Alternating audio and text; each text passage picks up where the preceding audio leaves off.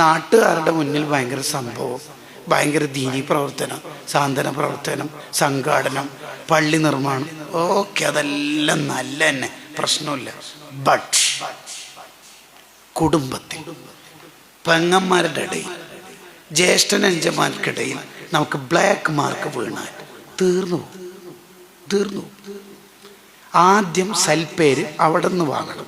അതുകൊണ്ടാണ് കുടുംബത്തിൽ പാവപ്പെട്ടവരുണ്ടായിരിക്കെ അവരെ സഹായിക്കാതെ കൊണ്ടുവരുന്ന സ്വതക്കയും ഹദിയയും ഗിഫ്റ്റും സ്വാലിഹീങ്ങൾ സൂഫിയാക്കൾ സ്വീകരിക്കാറില്ല. നീ ഏതാ കുടുംബം?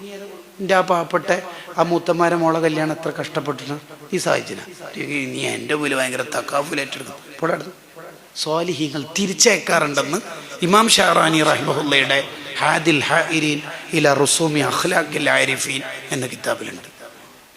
അത് വേണം. കുടുംബം എന്ന് പറഞ്ഞ ജീവനായിരിക്കും.